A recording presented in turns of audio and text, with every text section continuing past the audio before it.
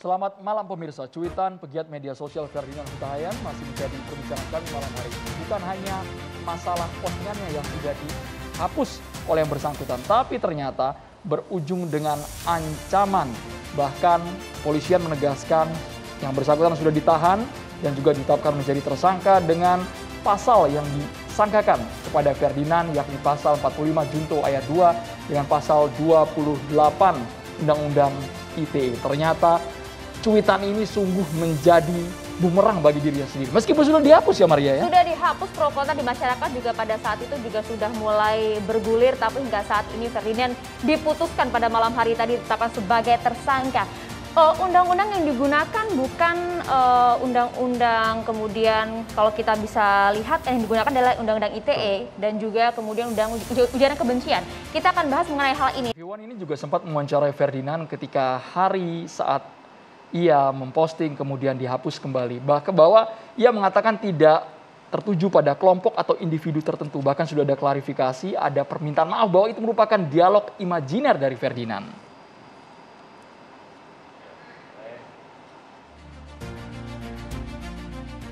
Iya, jadi memang cuitan dari Ferdinand ini kemudian juga menyeret dirinya dengan status tersangka. Ini ada Allahmu lemah, tapi kemudian di sini diklarifikasi juga bahwa memang ada kesalahan. Jadi ada pengakuan kan dari pihak dirinya bahwa memang ada kesalahan di sana, sudah diminta maaf juga disampaikan juga oleh Ferdinand, tapi ya memang hal ini kemudian tetap diproses oleh hukum dan menyeret dirinya sebagai tersangka. Yang komentar memang beragam karena Ferdinand juga mengaku sudah menjadi mu'alaf pada tahun 2017. Salah satu saksinya adalah Ibu Lili Wahid yang menyatakan memang betul saya menyaksikan waktu itu bersama dengan para kiai juga yang ada di sana. Meskipun mungkin agak sedikit lupa tempatnya maupun mungkin siapa saja para kiai yang waktu itu hadir. Ya, tapi ada juga beberapa pihak, salah satu juga JP Ansor yang kemudian meminta pihak kepolisian secara tegas untuk memproses kasus ini.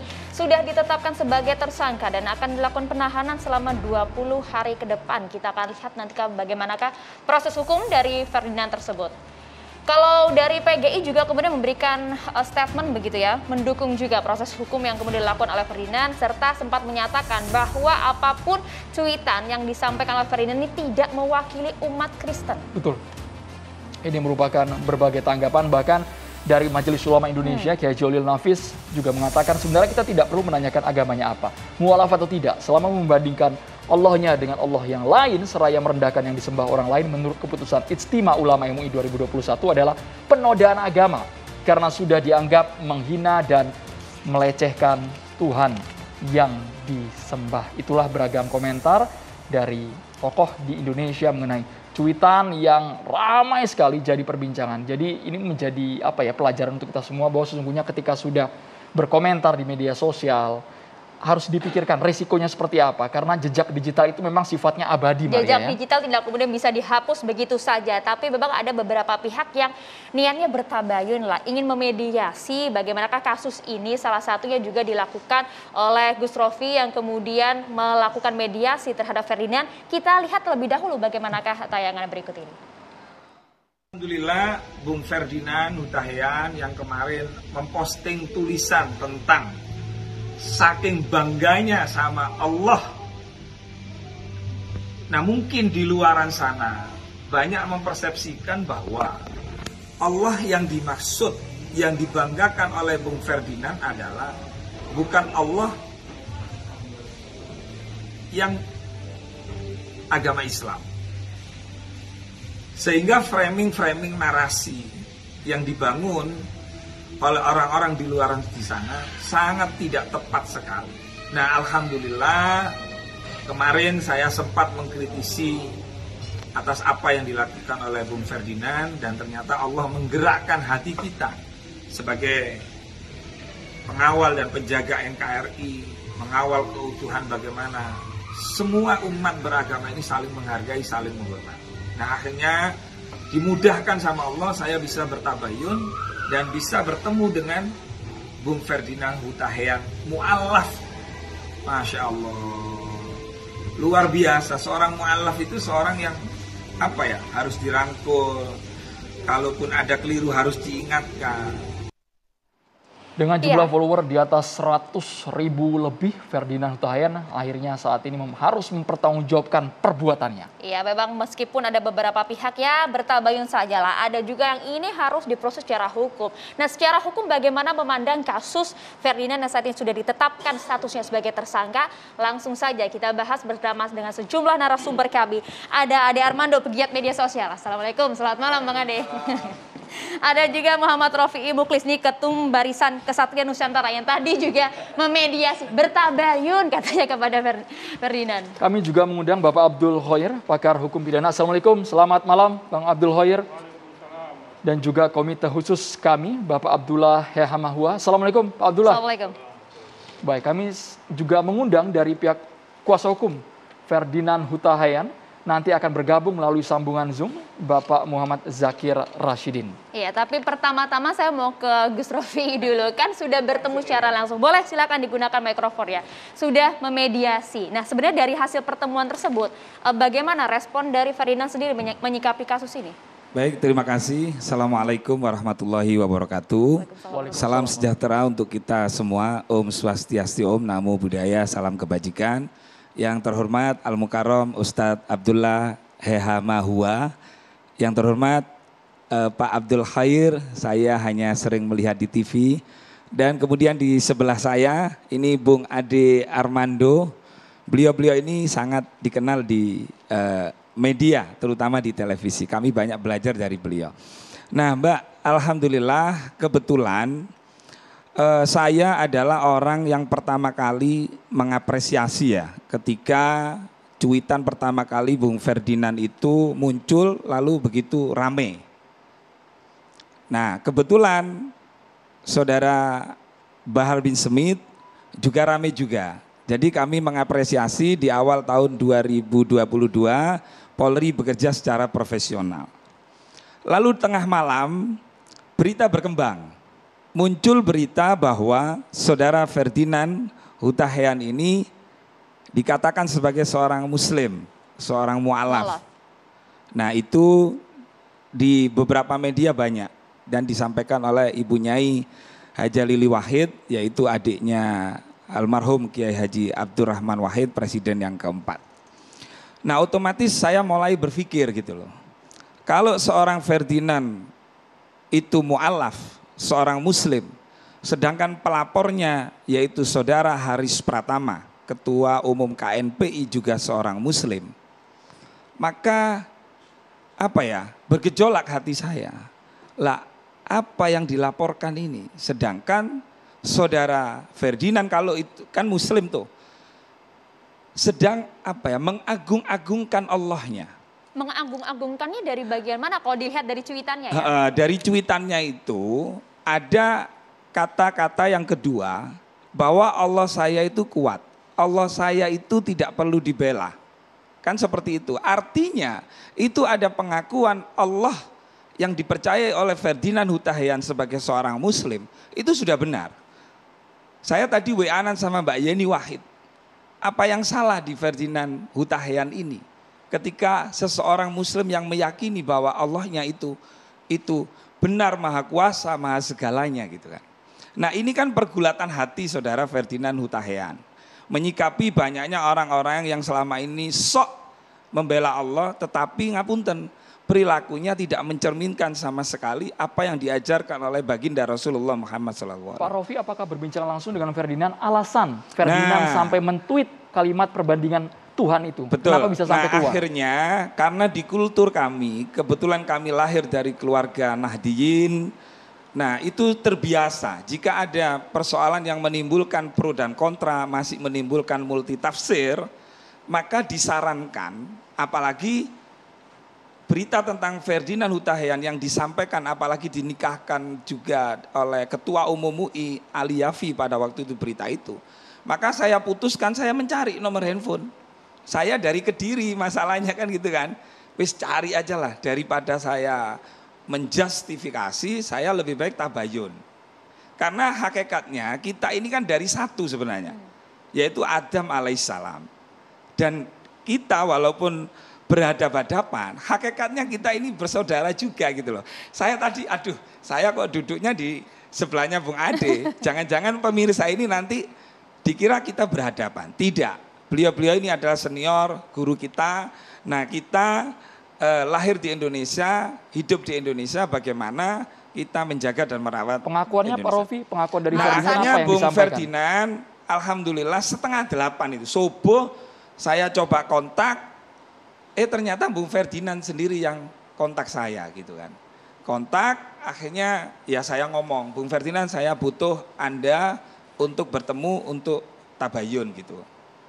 Ada apa ini sebenarnya? Kan alasan ini kan yang dipertanyakan banyak pihak kan. Iya Nah, betul. jadi kemudian Nah pada saat akhirnya Bung Ferdinand ketemu waktu itu di Hotel Mangkuluhur ya. Kebetulan kami semalam habis acara sama Habib Lutfi di Polda Metro. Nah akhirnya kami bertanya dari hati ke hati dengan Bung Ferdinand. Gimana sih Bung Ferdinand ceritanya itu gitu. Jadi ya cerita juga bahwa saya ini mengalami sakit yang namanya kadang-kadang tiba-tiba di jalan geblak gitu loh. Nah alhamdulillah melalui terapi, melalui bacaan bismillah dan air putih, saya itu kok dilala agak lumayan ada perubahan gitu loh. Nah dari disitulah saya tuangkan bahwa Allah saya ini maha kuat gitu loh, maha segalanya, maha luar biasa gitu loh. Saya tweet lah di Twitter itu. Tapi yang menjadi pembahasan hingga kemudian menjadikan statusnya tersangka ini kan adalah kalimat pertamanya. Iya. Jadi untuk kalimat pertama nanti itu kan biar nanti para senior yang ahli hukum, saya tidak bicara itu. Yang penting gini, malam hari ini kita harus sepakat. Kita mengapresiasi kinerja Polri walaupun ada catatan, kan seperti itu. Karena yang namanya proses hukum apalagi sedang berjalan, maka kita sebagai warga negara yang baik, warga negara Indonesia yang baik, hidup di Indonesia, makan di Indonesia, maka aturan-aturan hukum yang sudah disepakati oleh kita bersama, maka itu harus kita taati. Gus Rofi, kalau berbicara mengenai hukum kan nggak ada abu-abu, jelas semuanya. Catatannya apa kalau begitu? Nah, untuk catatan hukum, pertama saya harus menghormati dulu karena ini kan proses sedang berjalan. Tentu. Tetapi saya sebagai seorang Muslim ya, mbok ya alangkah baiknya Haris Pratama sebelum melaporkan didahului tabayun dulu. Ngopi dulu. Nah harusnya seperti itu. Misalnya MUI, saya kebetulan kenal Yai Khalil Nafis, kebetulan beliau ada di grup kita. Ya saya juga sempat kenapa MUI tidak melaksanakan tugasnya. Karena seorang mu'alaf ini kan butuh pendampingan. Maksudnya ya Mbak. tugas apa ini? Karena alat bukti dari kepolisian kan sudah lengkap. Ada 2 alat bukti, 21 saksi diperiksa di sana. Maksudnya sebelum ini melangkah ke proses hukum, alangkah baiknya seperti MUI Majelis Ulama Indonesia. Karena seorang mu'alaf ini kan butuh bimbingan ya. Butuh bimbingan, butuh arahan, kalau salah aja harus dibina. Bukan dibinasakan gitu. Meskipun sudah ditulis juga kalau kita lihat tadi ditampilkan Kiai Khalil Nafis di Twitternya menulis juga mau mu'alaf mau tidak apapun agamanya. Nah dalam itu, hal ini betul, itu kelemahan yang saya kritisi dari seorang MUI. Jangan hanya berbicara untuk kepentingan sendiri gitu loh. Tetapi gini loh. Kepentingan sendiri artinya bagaimana? Kepentingan sendiri itu tidak ada pembinaan. Misalnya kan rame-rame itu sebelum ini ditahan, itu kan lumayan kan durasinya agak lama ya. Muncul seorang Ferdinand itu mu'alaf, itu kan sudah jauh-jauh hari. Coba itu kalau seandainya, saya jujur aja ya, seperti Habib Bahar misalnya, kami ya sedih gitu loh.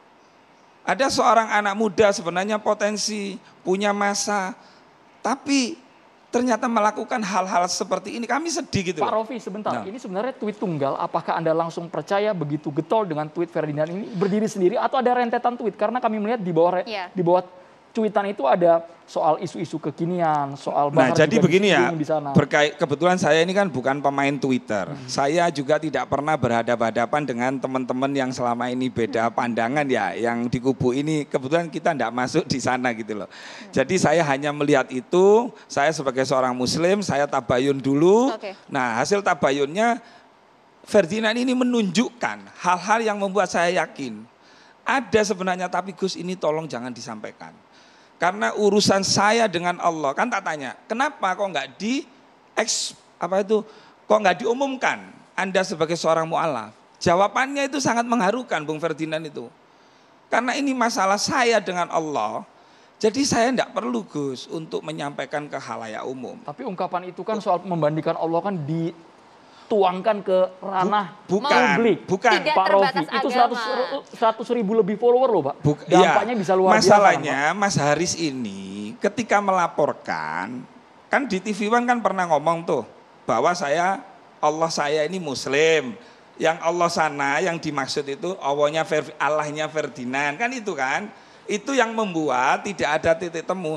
Coba kalau seandainya Bung Ferdinand itu dari awal itu bahwa beliau itu seorang mu'alaf, seorang muslim, mungkin nggak sampai itu terjadi di pelaporan tadi itu. Kita tidak tahu juga bagaimana ininya. Kita perlu dengar juga, saya ingin juga dengar bagaimanakah respon dari Pak Abdul Khair. Tapi kita tahan dulu ya Pak ya. Usai jeda berikut, tetaplah bersama kami di Catatan Demokrasi.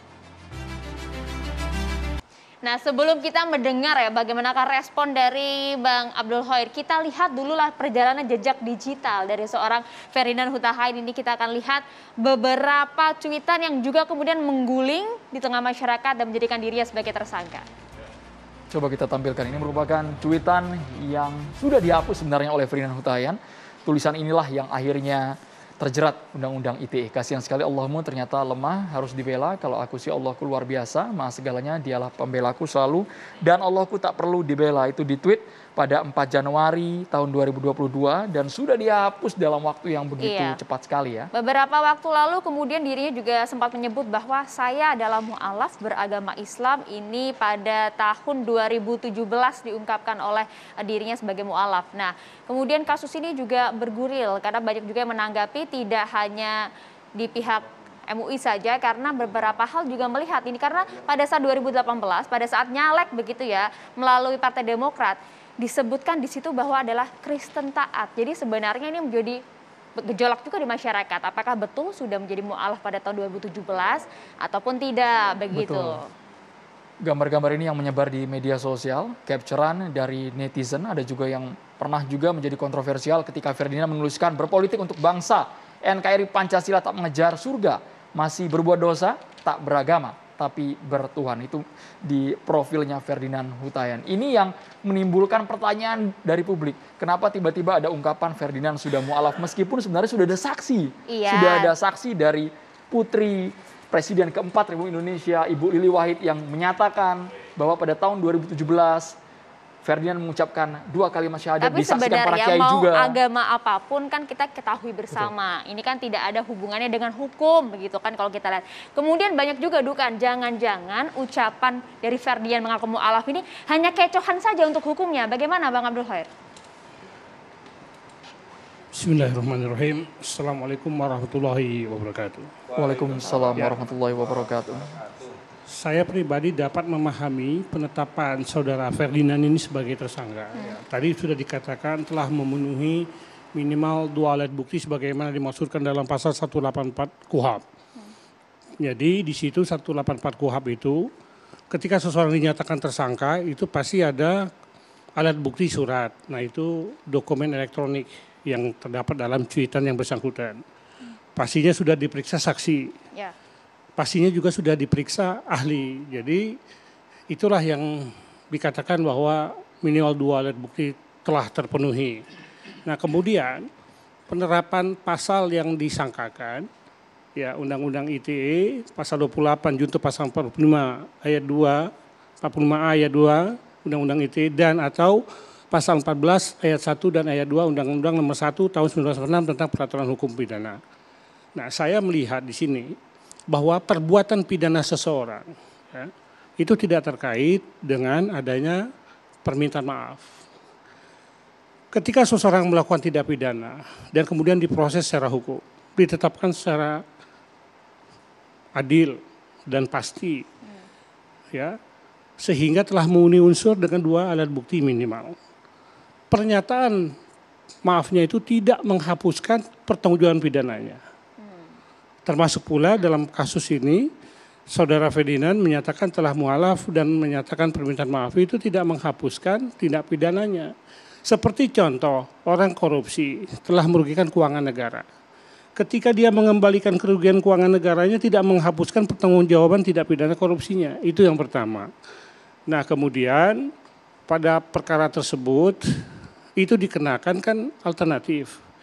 Apakah termasuk berita bohong yang dimasukkan di sini pasal 14 ayat 1 ayat 2 Undang-Undang 1 tahun 1946 dan atau pasal 28 ayat 2 junto pasal 45A ayat 2 Undang-Undang ITE.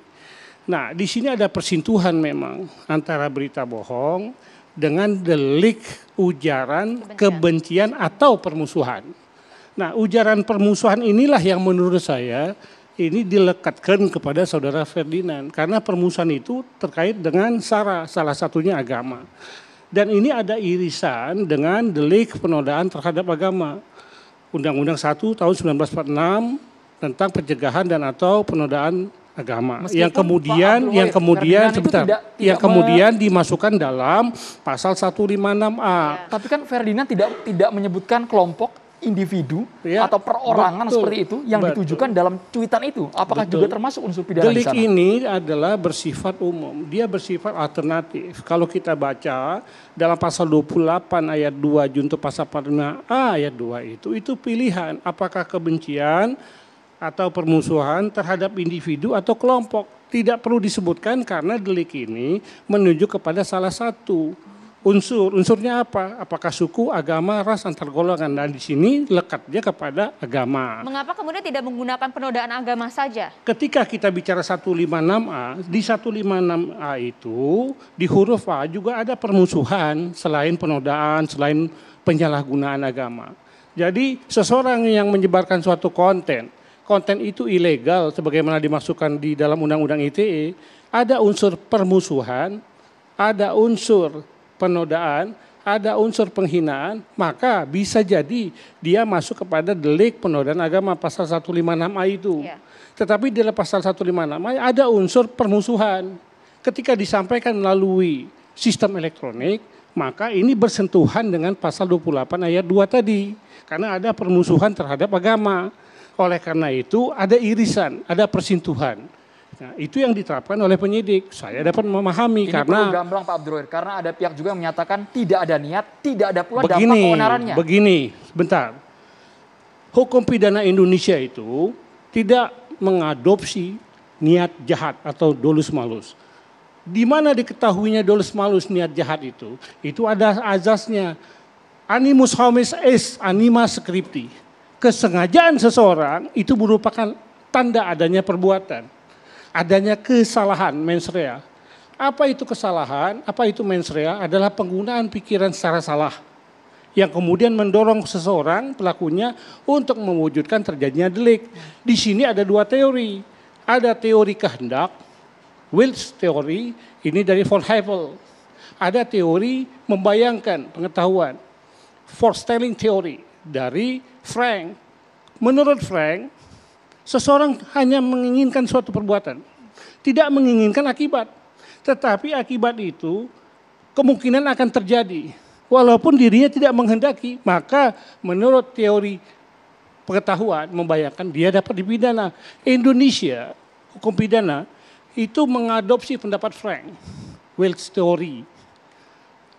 Tidak menganut Wills teori, tapi menganut foretelling teori. Teori membayangkan dengan pengetahuan. Nah, delik-delik penodaan agama, ya, delik-delik ujaran kebencian, delik-delik hoax itu dikenakan dengan pendapat daripada Frank foretelling teori. Nah, sekarang kita kaitkan di dalam pasal 28 ayat 2 itu ada frase satu tarikan nafas barang siapa dengan sengaja dan tanpa hak. Jadi dengan sengaja dan tanpa hak itu selalu digandengkan. Kalau tanpa hak berarti orang ini mendapatkan berita, kemudian berita itu disebarkan, itu berita ilegal. Tidak memiliki legal standing untuk menyampaikan itu. Ada sifat melawan hukum karena tanpa hak. Tetapi kalau bicara dengan sengaja, tidak melulu itu orang dengan maksud, tapi dengan kemungkinan. Walaupun perbuatan itu diingini, akibatnya tidak. Akibat tidak diingini, dia harus bertanggung jawab terhadap akibat yang timbul walaupun tidak diingini, walaupun tidak dikehendaki. Itu yang saya masukkan tadi. Tapi artinya berarti bukti yang sudah dimiliki pihak kepolisian dengan beberapa bukti ini termasuk juga cuitan dari Ferdinand ini cukup kuat? Ya kalau menurut saya cukup kuat karena pasti secara keilmuannya, secara teoritis ini masuk ke pendapat Frank. bahwa walaupun akibat itu timbul tidak dikehendaki oleh yang bersangkutan, menurut teori, menurut praktek dia dipidana. Tapi sekarang ada alasan pula Pak Abdul Hoir. Yang bersangkutan tersangka Ferdinand ini dinyatakan mengalami sakit seperti itu, ada gangguan di sarafnya. Nanti itu diproses, diperiksa. Apakah benar yang bersangkutan sebelum menyatakan itu ada gangguan psikis, ada gangguan jiwa. Kalau memang benar, itu bukan ranah dari penyidikan, nanti di pengadilan dibuktikan. Itu terkait apakah benar seseorang terdakwa itu ada alasan penghapus pidana dalam bentuk alasan pembenar atau pemaaf yang meniadakan kesalahannya, salah satunya mengalami gangguan jiwa sebagaimana dimaksudkan dalam KUHP. Itu bukan ranah di penyidikan, tapi itu dibuktikan di pengadilan. Jadi artinya proses penyidikan ini masih akan terus berlangsung ya? Nanti dibuktikan di pengadilan. Adanya alasan yang menghapus pertanggungjawaban pidana karena seseorang itu misalkan ya gila, lepas ingatan, nah itu di pengadilan dibuktikan. Tapi sesungguhnya Pak Abdul Hoir, apakah proses hukum yang dijalani Ferdinand Huta Hayan ini memang sudah sesuai dengan prosedurnya, prosesnya yang dianggap sejumlah pihak begitu kilat, atau ada kejanggalan? Sesaat lagi dijawab, hanya di catatan demokrasi pemirsa. Kita harus jeda dulu Pak Abdul Hoir. Iya, kita coba akan dengarkan terlebih dahulu lah ya pernyataan dari seorang Ferdinand Huta Hayan pada saat sebelum memasuki proses penyidikan. Ada beberapa statement yang disampaikan di sana terkait juga penyakit yang dideritanya, termasuk juga konfirmasi bahwa dirinya adalah seorang mualaf. Berikut ini. Gumulan lah pikiran dengan hati. Pikiran kita ini kan dekat dengan setan, makanya orang mau bunuh diri selalu kita sebut berpikiran pendek. Nah, dalam kondisi seperti itu, pikiran saya itu kira-kira berkata kepada saya bahwa Ferdinand, kau itu selesai, kau akan mati. Tidak ada yang bisa membela kau, Allahmu pun harus dibela. Kira-kira seperti itulah komunikasi pikiran dengan hati saya. Kemudian hati saya menanggapi bahwa, oh tidak, saya punya Allah yang kuat, yang tidak perlu dibela, dan dia yang akan membela saya. Nah, itulah munculnya cuitan tersebut. Makanya cuitan saya itu tidak berbicara tentang agama sebetulnya, tetapi pribadi saya dengan Tuhan, komunikasi saya dengan Tuhan lah, hati saya dengan pikiran saya yang sedang bergelut. Nah, itu sebetulnya yang terjadi pada saat itu, makanya muncullah itu, dan tujuannya tidak menyasar siapapun, kelompok manapun, orang manapun, atau agama manapun. Sejak saya masuk menjadi seorang Muslim ya, menjadi Islam sejak bersyahadat di tangan Kiai Haji Ali Hafi. Jadi kalau sebetulnya pelapor mau mengkonfirmasi sedikit saja ke saya, tentu ini tidak akan ribut. Nah, akhirnya saya kan jadi bertanya, pernyataan saya tentang cuitan saya yang menyatakan bahwa saya punya Allah yang kuat, yang tidak perlu dibela, dia yang akan membela saya. Muslim mana yang akan tidak setuju dengan itu? Sebelum Pak Abdul Hoir menanggapi, kita boleh ke kuasa hukum Ferdinand Huta Hayan, sudah bergabung melalui sambungan Zoom, Bapak Muhammad Zakir Rashidin. Assalamualaikum Pak Zakir, kami ingin tahu Pak mengenai riwayat yang tadi disebutkan oleh Ferdinand, sakit dan juga keyakinannya yang sesungguhnya sudah menjadi mu'alaf sejak tahun 2017. Itu seperti apa sebenarnya kebenarannya Pak Zakir?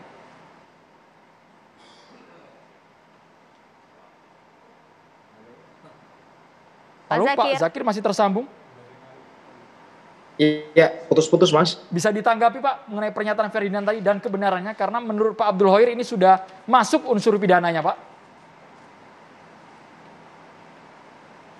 Iya, apa yang disampaikan Pak Ferdinand tadi memang itu yang dialami kan. Jadi karena itu yang dialami, ya itulah yang kemudian disampaikan pada saat pemeriksaan kemarin ya.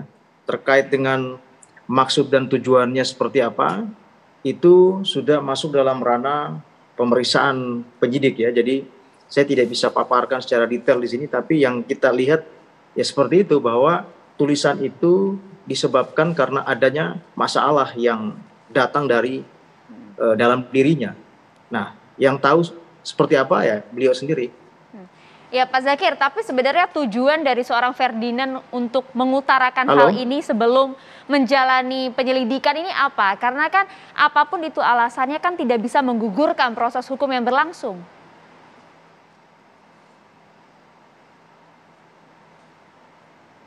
Iya betul, tetapi sebenarnya seperti ini ya. Tadi saya menyimak ya apa yang disampaikan oleh Gus Rofi ya, bahwa betul memang bahwa mestinya awalnya pelapor ini ketika ingin mengklarifikasi apa yang dimaksud dalam postingan tersebut, harusnya tetap mendahulukan ya mekanisme syariat yang kita kenal dengan istilah takbayun, supaya pelaporan ini tidak kemudian terjadi, karena kita tahu bahwa ketika cuitan tersebut kemudian dilaporkan, maka apa yang disampaikan oleh tadi Bapak pengamat hukum tadi itu bahwa memang sudah memenuhi unsur-unsur yang dimaksud tersebut.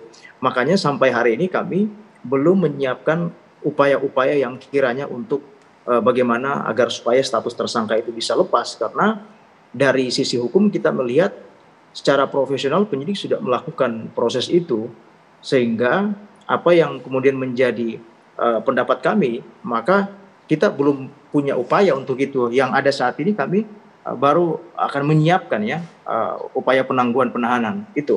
Kami ingin tahu Pak, pertimbangan penangguhan penahanan ini kabarnya karena Ferdinand menderita sakit. Bisa dijelaskan secara rinci ini sakit apa sebenarnya yang diderita Ferdinand ini?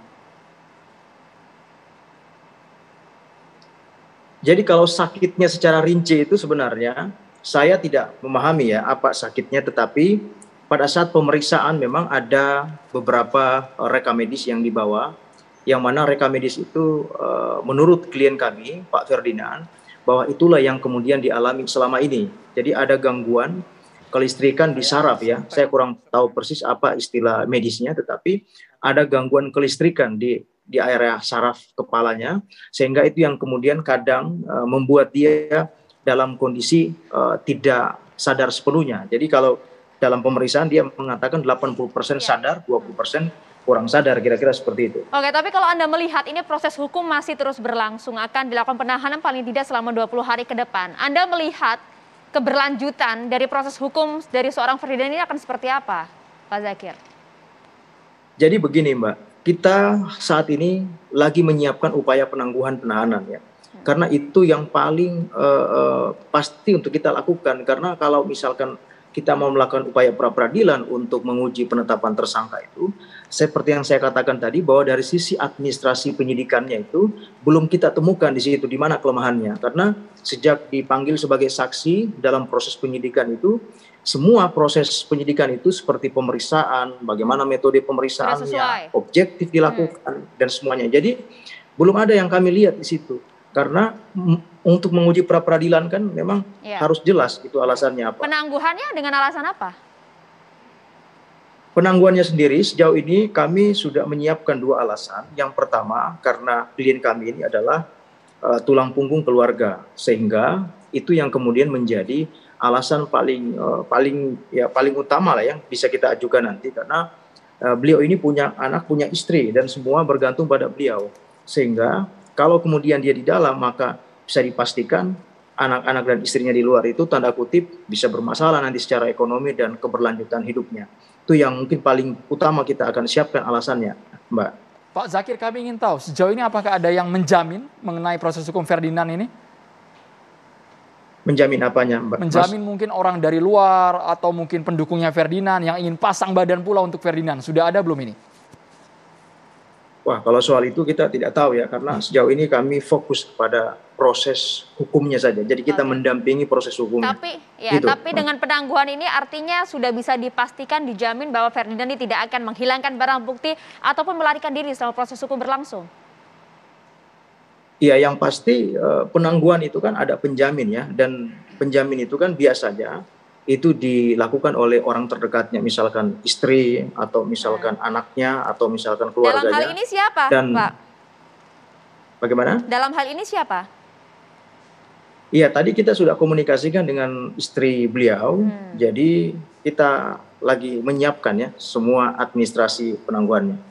Baik Pak Zakir, kita ingin tanggapan dari Pak Abdullah Hamawa, seperti apa Anda melihat proses hukum yang menjerat pegiat media sosial Ferdinand ini, Pak Abdullah? Ada kejanggalan tidak sih, Pak?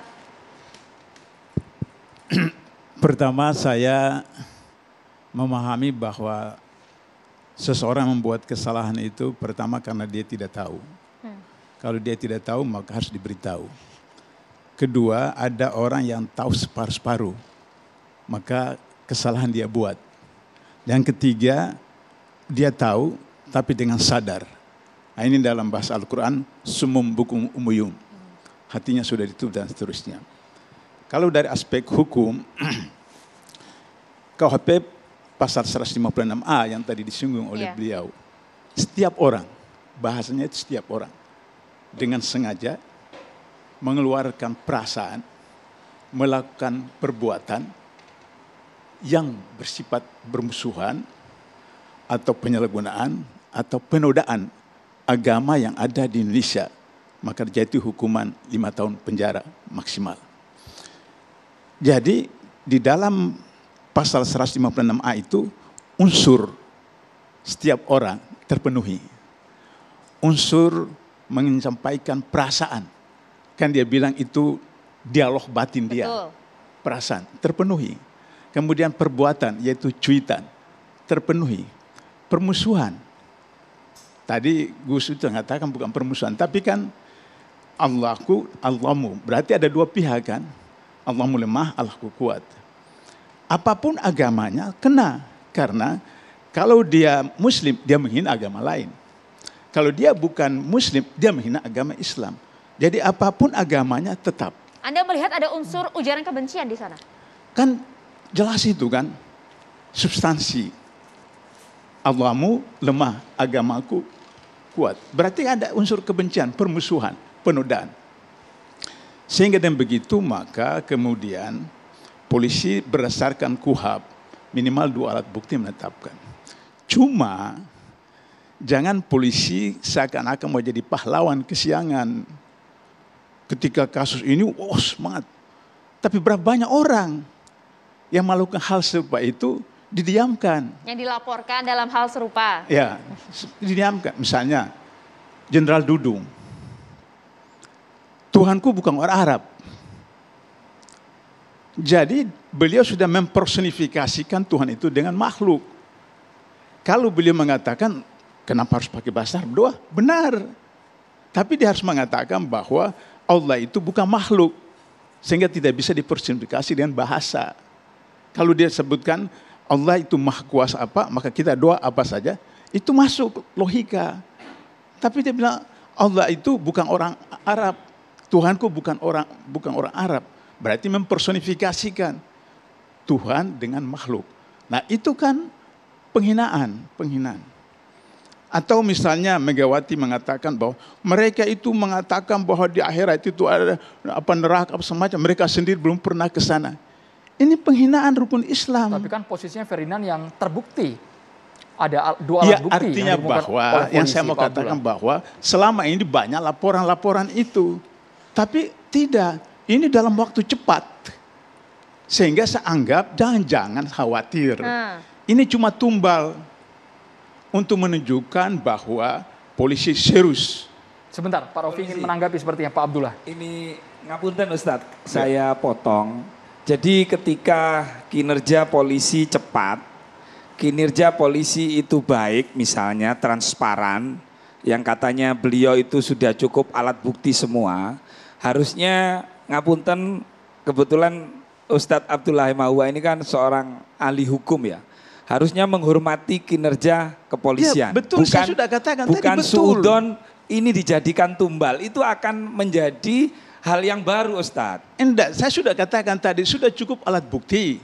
Iya, tapi Maka kan kemudian, tadi ada statement, jangan-jangan ini tumbal karena begitu cepatnya. Jadi polisi ini repot. Polisi kerja cepat dicurigai. Polisi kerja lambat juga dicurigai. Bagaimana dengan kalau laporan-laporan mau adil, lainnya kalau Mustafa begitu, Gus? Narawardaya itu pernah ditetapkan tersangka. Karena ditangguhkan sampai detik ini, kepolisian ya juga tidak melanjutkan. Apakah dari kubu Pak Abdullah Mahua juga menagih itu? Kenapa tidak menagih apa karena temannya? Kan tidak boleh seperti itu.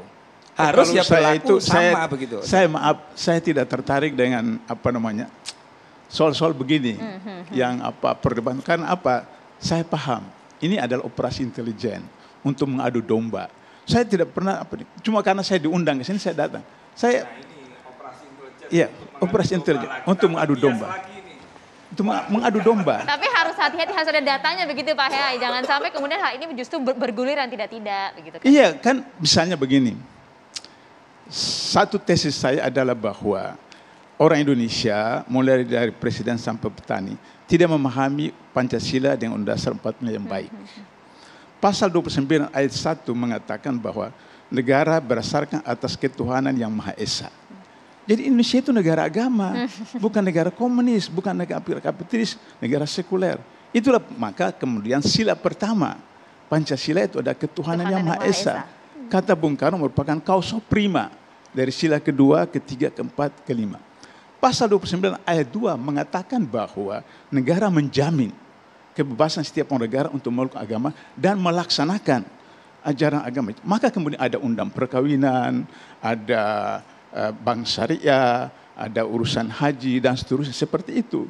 Jadi oleh karena itu maka karena orang tidak memahami filosofi Pancasila Nusa 45 sendiri, maka kemudian terjadilah hal seperti ini. Sehingga ketika orang kemudian terpancing untuk kemudian terjadi semacam adu domba. Jadi sebenarnya kekhawatiran ini berasal dari mengapa kemudian dari banyaknya laporan, hanya ini yang kemudian sampai ke proses penyidikan begitu kan. Kalau ngomong soal laporan yang sudah kebal nampaknya Bang Ade Armando Mas Ade Armando harus ikut menanggapi ini Mas. Sebagai pegiat media sosial juga yang jaringnya juga aktif di jagat maya. Sesaat lagi Mas Ade Armando. Kita harus jeda dulu hanya di catatan demokrasi pemirsa. Kita ke Mas Ade Armando sebagai pegiat media sosial, kami ingin tahu nih suaranya seperti apa. Karena sepertinya kalau masalah perkara dan dilaporkan Mas Ade ini juga langganan ya Mas Ade. Dari tahun 2017, 2019. Tapi dari berbagai laporan itu ada berapa lebih dari 5 pastinya kan ya Bang. Ada yang kemudian sampai diproses secara hukum begitu penyelidikan? Mentah semua ya Maria ini ya? Mas Ade. Ya, yang dimaksud diproses secara hukum kan yang saya belum dan mudah-mudahan tidak akan pernah terjadi adalah sampai maju ke pengadilan kan. Dipanggil polisi tapi pernah? Panggil, diperiksa, berulang kali, saya ditanya berjam-jam itu berulang kali. Jadi barangkali ada banyak orang yang menyangka bahwa setiap kali ada pengaduan mengenai saya, kemudian polisi mendiamkan. Itu salah sama sekali. Saya dipertemukan dengan penggugat saya pernah dimaki-maki oleh penggugat saya di kantor polisi, pernah.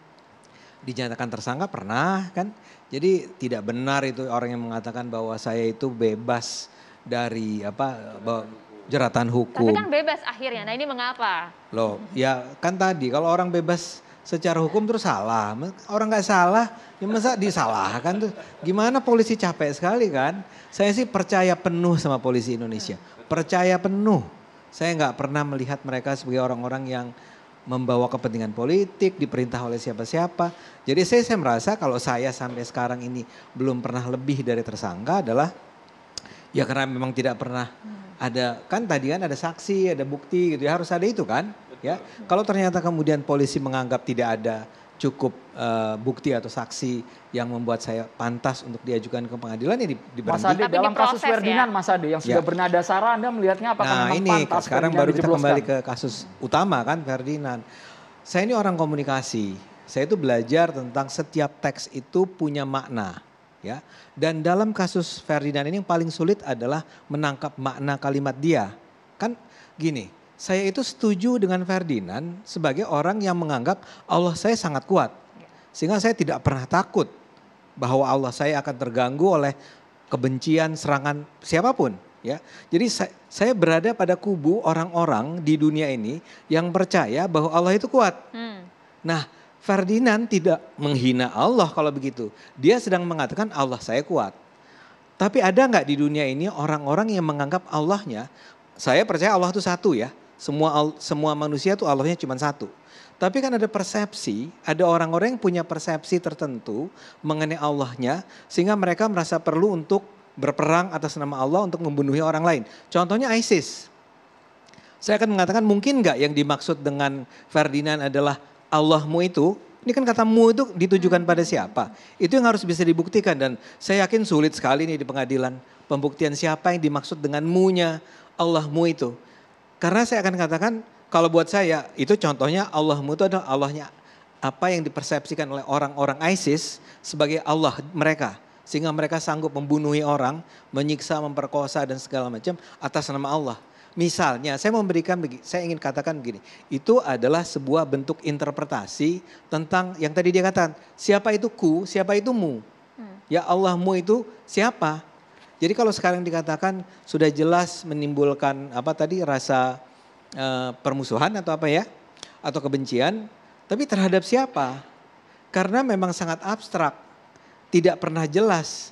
Bahkan Ferdinand menjelaskannya dengan cara itu semua ada di kepala dia. Ku dan mu-nya itu ada di kepala dia. Ada perdebatan tentang satu sisi dari pikiran dia yang bilang bahwa dialog imajiner katanya. dialog imajiner. Dan saya nggak tahu gimana pengadilan itu kemudian bisa membuktikan bahwa itu bukan dialog imajiner. Tapi poin saya ini, taruhlah itu bukan dialog imajiner. Taruhlah dia bermaksud menyampaikan itu pada kelompok tertentu. Tapi kan kita tidak bisa tahu sekarang ini kelompok tertentu yang dia maksud itu kelompok yang mana. Kelompok mana yang dia katakan sebagai kelompok-kelompok yang menginterpretasikan Allahnya itu sebagai, Tuhannya itu sebagai Tuhan yang lemah. Artinya secara komunikasi nampak di sana ada perbandingan atau membandingkan. Ada perbandingan, jelas dia ingin ada. mengatakan bahwa saya juga akan mengatakan ini di sini di hadapan penonton TV One. Saya percaya penuh Allah saya maha kuat. Allah saya tidak perlu dikasihani. Allah saya luar biasa, maha kuasa dan seterusnya. Tapi ini cukup Tapi berbeda kalau dengan ada orang pernyataan yang Pak tanya Abdul pada Wahid tadi, saya, Mas Adi. kalau ada orang yang tanya pada saya, ada nggak orang lain di luar sana yang menganggap Allahnya tidak sekuat seperti yang saya yakini? Saya akan katakan mungkin ada dan mungkin itulah yang dimaksud oleh Ferdinand. Saya tanggapi dulu, saya luruskan. Ade Armando ini belum bebas secara hukum. Dia ini bulan September 2017 ditetapkan sebagai tersangka oleh putusan peradilan Jakarta Selatan. Sebentar, kasus pada apa, saat Bang? itu Dijelaskan terperinci, Bang. ujaran penodaan terhadap agama, Yang Allah kan bukan orang yang Arab. dia katakan Allah itu bukan orang Arab, jadi Allah senang-senang aja, kurang lebih bahasanya. Ayat-ayatnya dibaca dengan gaya Minang, Cina, Ambon, hip hop, blues. Di dalam putusan itu penghentian penyidikan perkara dia dibatalkan. Jadi dia melekat status tersangka dari tahun 2017 bulan September sampai sekarang. Menanggapi pernyataan tadi Bang Abdullah, ini yang dimaksud tidak equal. Tapi bukannya Nah, sudah ini ada aja SP3, belum dia Bang? papain, dia sampai sekarang masih tersangka, bukan bebas dia masih tersangka. Oleh karena itu di sini yang tadi saya masukkan tidak ada equalnya, giliran yang satu cepat, yang satu lama. Termasuk ada Armando, dia tersangka sampai Tapi dengan kalau saat terbukti ini. ya diusut saja sampai tuntas, sampai dibui Nah itu mungkin. kita nggak tahu bagaimana kinerja kepolisian. Kita kasih klarifikasi Itu loh, dulu. Bukannya itu loh. sudah SP3 Bang? Sudah atau belum? SP3-nya dibatalkan, penghentian penyidikannya, dia masih status tersangka. Salah kalau dibilang dia orang bebas, dia masih tersangka. Oke, Mas Adi. Iya, saya nggak tahu kenapa Bapak ini tiba-tiba ngomong tentang hal yang nggak relevan ya di Tadi sini. Anda ngomong tentang Anda, masalah Anda, ya saya nggak menanggapi itu. Iya. Dalam sidang itu saya ahli pidananya. Oh, Yang disampaikan Anda oleh pihak. pantas. Loh, Pantas Kok orangnya pantas? ini. Ya Jadi Anda yang Jadi melakukan saya mau bilang, delik, wajar sorry, Anda saya mau bilang dilaporkan. Bergantian. Saya mau Gitu bilang loh. bahwa- Kasih ke Mas Adi dulu coba. Saya ahli itu alat bukti dalam pasal 184. Penjelasan versi Mas Saya Adi. nggak Coba. bantah. Iya. Kapan saya bantah? Saya hanya Nah, Anda mengatakan. kan tadi bilang bebas secara hukum. Anda Siapa tidak yang bebas, Anda bilang? masih tersangka. Ulang rekamannya. Anda masih tersangka. Yang Iya, saya bilang kapan Anda saya masih bilang tersangka. saya bebas? Gitu. Klarifikasi silakan. langsung saja. Anda berani nggak bersumpah sekarang? Mas Adi, bahwa kami saya pernah berikan hak mengatakan untuk tadi bicara saya terlebih bebas dahulu. dari. Anda masih tersangka. Kita secara dengarkan Enggak, hukum. penjelasannya. Pak Saya Abdul pernah ditahan bilang sejenak, saya Pak bebas Abdul. nggak? Ya nanti aja lihat. Tapi sekarang Nah ini dirapiin. kan begini Lah, kelakuannya loh, ya. Anda masih tersangka, tadi Anda bilang masih bebas. Enggak, Jadi kita Mas. dengar secara dulu hukum. klarifikasinya. Jadi Panjang-panjang bagaimana? amat. Silakan. Nah, Kalau Bang mau Adi. nanggapi aja. Lah, ya oke. Saya Coba bilang saya ditanggapi. tidak pernah menyatakan saya bebas dari ketersangkaan. Saya cuma bilang bahwa kalau sekarang kemudian itu tidak ditindaklanjuti, ya mungkin karena tidak ditemukan bukti-bukti lain kan. Dan saya percaya sepenuhnya sama polisi. Anda nggak percaya pada polisi mungkin. Kok nggak percaya? Ya, Orang jadi- udah putusan pengadilan. Ya, jadi saya Anda mau bilang- statusnya tersangka kembali. Saya mau Selesai. bilang, saya mau bilang bahwa Gimana? saya Secara hukum Anda tuh status tersangka sampai dengan saat ini. ya Kita nggak coba kembali apa-apa. lagi ke kasus utama kita. Enggak, kenapa Anda tuh harus kepengen apa sih bilang itu? Saya mau bilang saya mau tersangka kek, saya mau diduga, saya dilaporkan, saya difitnah, di apa-apa. Saya terima Pak. Ya Tidak udah, ada. kembali ke topik. Saya hanya mengklarifikasi. Oke, tadi. baik. Oke. Terima kasih. Kembali Statusnya ke ya jelas ya topik. 2017 jelas. Kita Nah, kembali nanti ke bikin Ferdinand. tema lain Bang lagi Ade jelas. tentang Ya. berlarut-larutnya perkara Ade Armando. Satu topik lagi dibuat. Oke, itu Jadi topik kalau yang berbeda. dalam kasus Ferdinand, Bang Ade Armando, apakah sudah memenuhi secara hukum sudah memenuhi prosesnya? Ya saya bukan ahli hukum seperti beliau kan. Saya cuma bilang sebagai orang komunikasi, saya akan mengatakan bahwa kalau dikatakan Ferdinand itu menyebarkan Ujaran permusuhan, kebencian. permusuhan pada siapa? Kalau dia menyebarkan kebencian, Kebencian pada siapa? Artinya Anda tidak percaya dengan kepolisian? Oh enggak. Buktinya sudah kuat katanya. Oh enggak dong, Anda jangan salah dong. Polisi itu pada tahapan ini menyatakan bahwa Ferdinand bisa dijadikan tersangka. Artinya masih ada proses berikutnya, maju ke pengadilan. Pembuktian di pengadilan. Ya, itu bisa dihentikan Kak? Bisa dihentikan sebelum ke pengadilan, itu mungkin. Jadi jangan kita menjudge dulu bahwa Ferdinand sudah bersalah. Ferdinand, kita harus punya prinsip praduga tak bersalah ya. Itu prinsip yang sangat basic dalam negara hukum. Kok, ya. Jadi kita jangan di kepala kita sudah simpulkan bahwa Ferdinand bersalah. Ferdinand belum dinyatakan bersalah. Ferdinand sekarang hanya barangkali kata terbaiknya disangka bersalah karena apa yang dia ucapkan. Prosesnya untuk sampai tiba dia dinyatakan bersalah masih sangat panjang. Saya cuma mengatakan kalau saya ditanya, saya sih nggak nangkep di mana letak bersalahnya Mas dia. Ade, tadi posisi Pak Abdul Wahir mengatakan dalam kasus Ferdinand ini jika tidak sekalipun ditemukan kehendak maupun niat tetap memenuhi unsurnya itu. Memenuhi unsur kan iya, makanya dia jadi tersangka kan. Kalau belum memenuhi unsur dia tidak akan jadi tersangka. Tapi kembali ya, kita jadi orang yang harus jujur, lurus, berintegritas. Seseorang yang belum dinyatakan bersalah harus dinyatakan belum bersalah. Dia baru tersangka, kita nyatakan tersangka. Baik, kami menjunjung tinggi azas praduga tidak bersalah. Mas Adi, Pak Abdul Wahir ditanggapi dalam proses hukum Ferdinand ini meskipun belum sepatutnya dinyatakan Ferdinand ini bersalah meskipun sudah mengemban status tersangka ini menurut kepolisian. Presumption of innocence itu jelas lah itu. Cuma permasalahan kita ini kan diskusi. Diskusi berdasarkan tentu argumentasi secara yuridis teoritis. Saya menjelaskan itu secara teoritis. Ya, bukan hanya Ferdinand Huta Heian dalam perkara-perkara delik hoax, delik hate speech, ya seperti itu. Pelajarannya seperti itu. Ada kesengajaan, ya, dengan maksud seseorang itu memang berkehendak mengingini perbuatan dan akibatnya diketahui, dikehendaki. Tetapi ada perbuatan dikehendaki, akibat tidak dikehendaki, dia juga harus bertanggung jawab. Dulu di negeri Belanda itu di kota Hoorn, seseorang mengirimkan kue tart beracun. Maksudnya adalah untuk dimakan kepada musuhnya. Musuhnya itu laki-laki.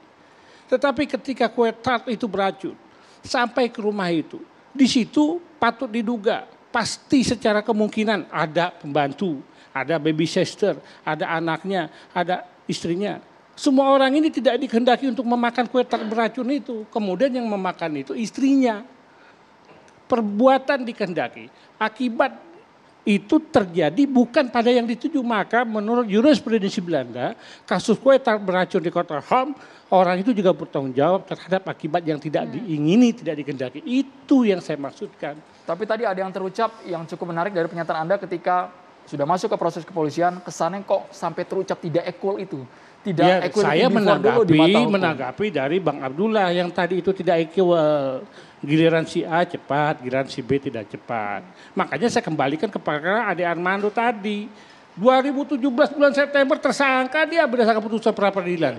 Sampai sekarang nggak ada prosesnya. Oke. Coba Iya, terima kasih Pak.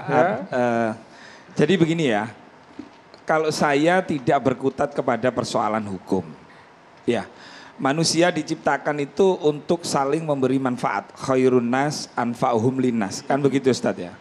Nah Ferdinand yang saya lihat setelah saya mintain klarifikasi. Itu saya teringat kaidah agama yang berbunyi. Kullu bani Adam khotta'un wa khairul khotta'ina at-tawwabun.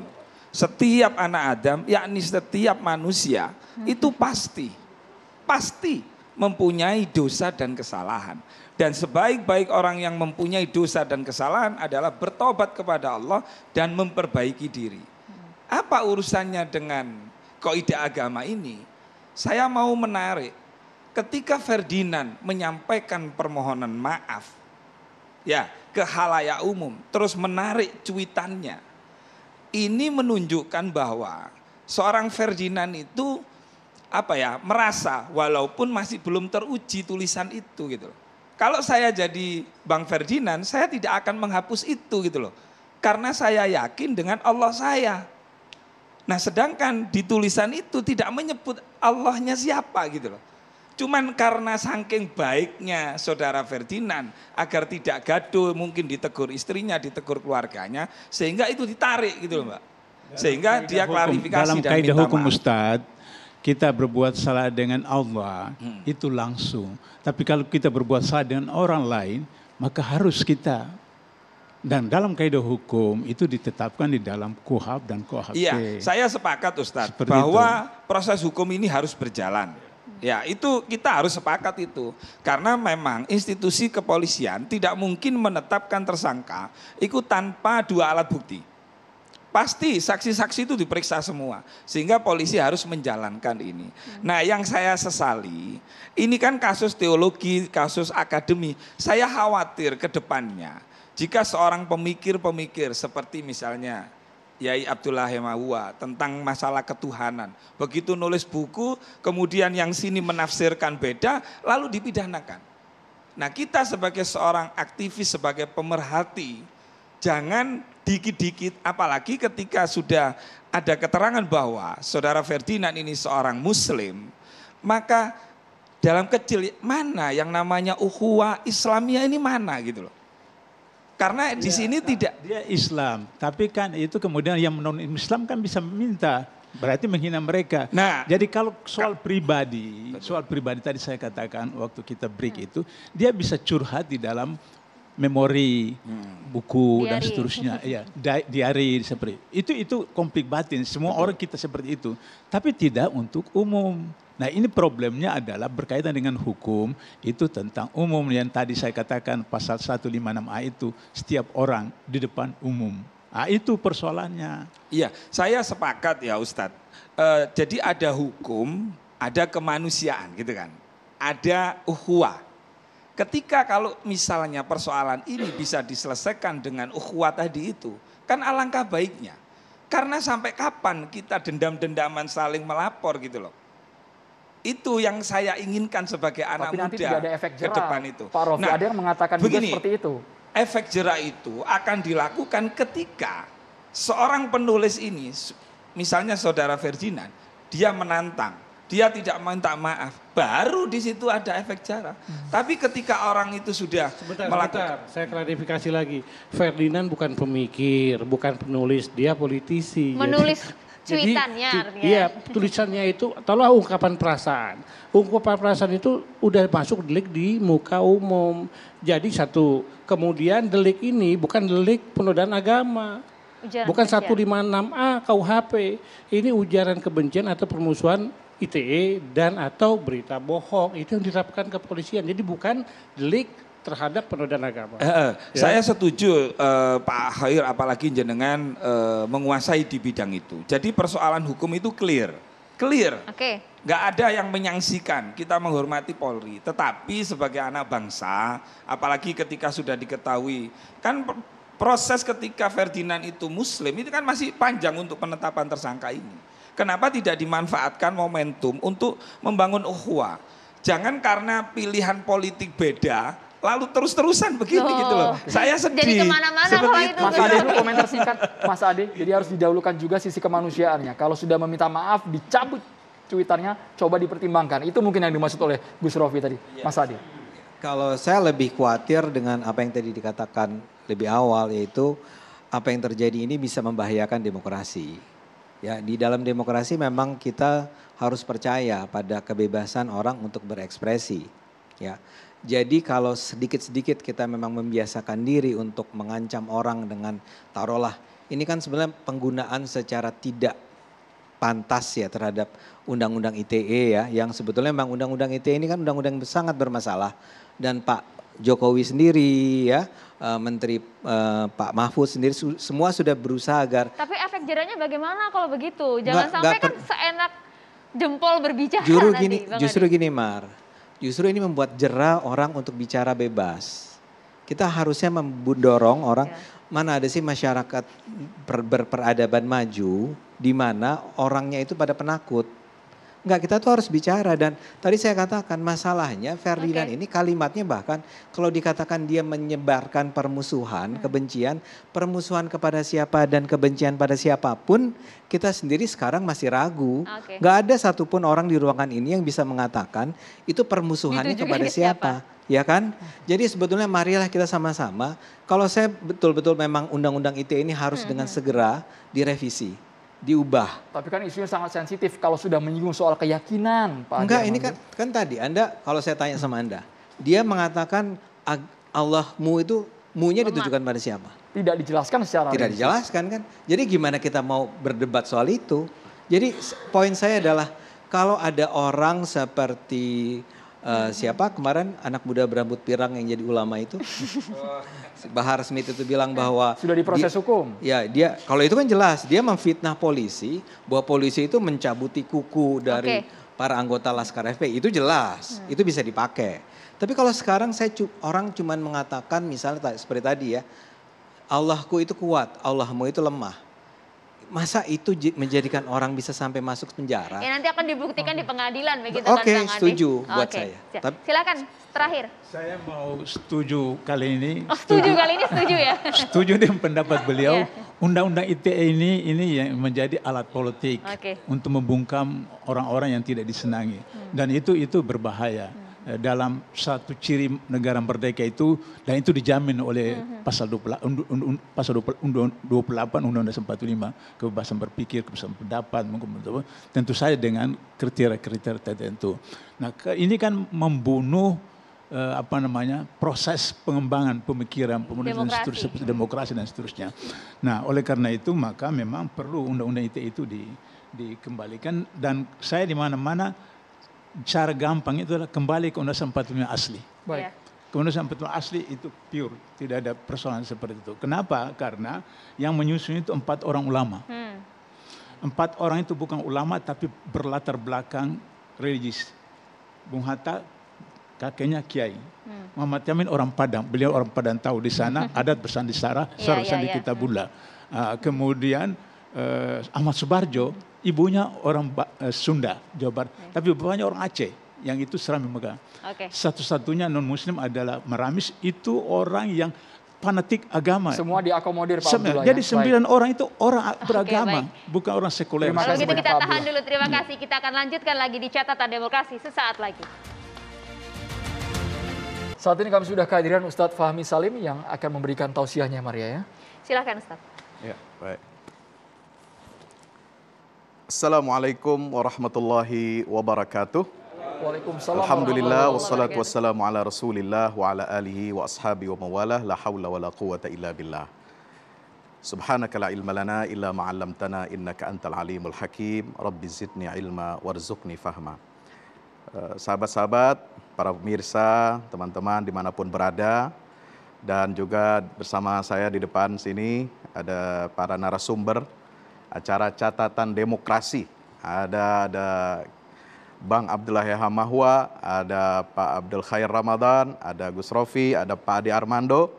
Semuanya walaupun tadi kita mendengar perdebatan seru, keras, tetapi kita semua, hati kita harus senantiasa lapang, lembut, dan kemudian saling menghormati.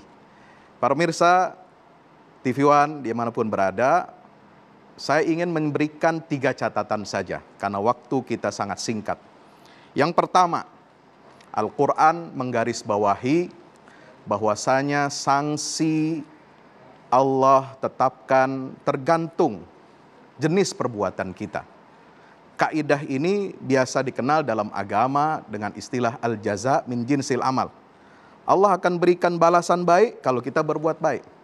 Allah akan beri sanksi yang buruk kalau kita berbuat sesuatu yang buruk. Maka tepat peribahasa Melayu mengatakan mulutmu harimaumu, dan bahasa milenial sekarang mengatakan jarimu jerujimu.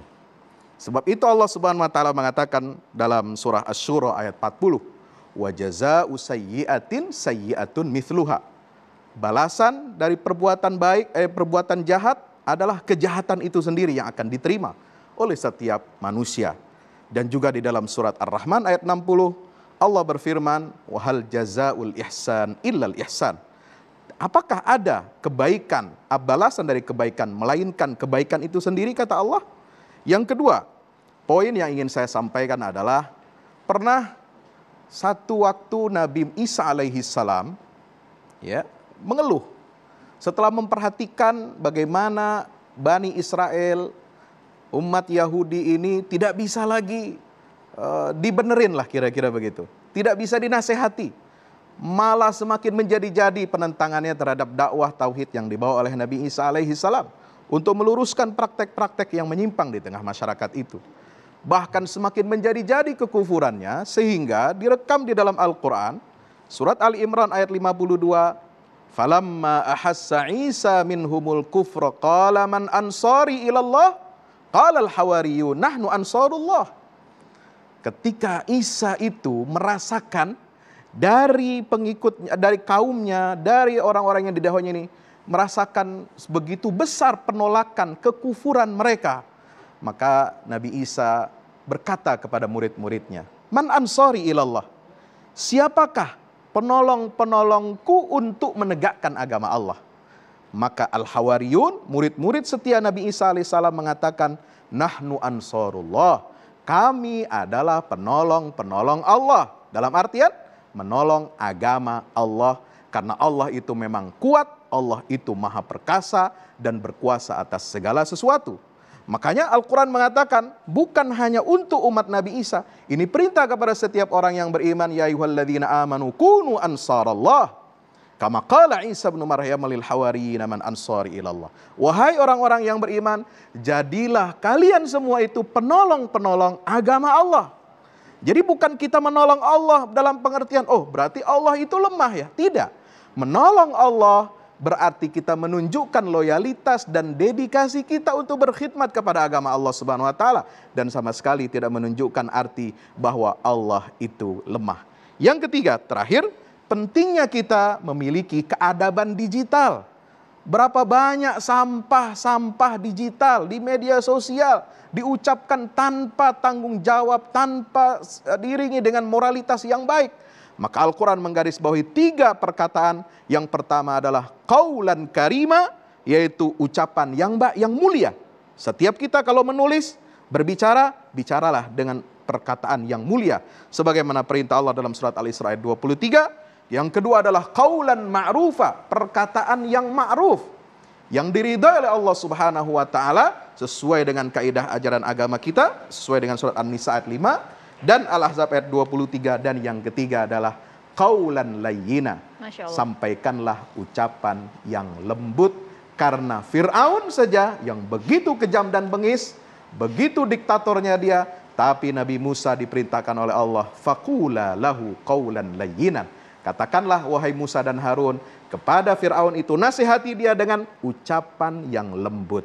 La'allahu yatadzakkaru aw yakhsha, agar Fir'aun itu dia kembali ingat dan takut kepada siksa Allah Subhanahu wa taala. Demikian, wallahu a'lam bishawab. Wassalamualaikum warahmatullahi wabarakatuh. Waalaikumsalam warahmatullahi wabarakatuh. Terima kasih banyak Ustaz Fahmi Salim, Mas Ade dan juga Gus Rofi. Terima kasih juga Pak Abdul Khair, terima kasih Pak Abdullah. Tadi juga sudah ada Pak Zakir selaku kuasa hukum dari Ferdinand Huta Hayan. Kita kembali lagi di catatan demokrasi minggu depan. Assalamualaikum, sampai jumpa.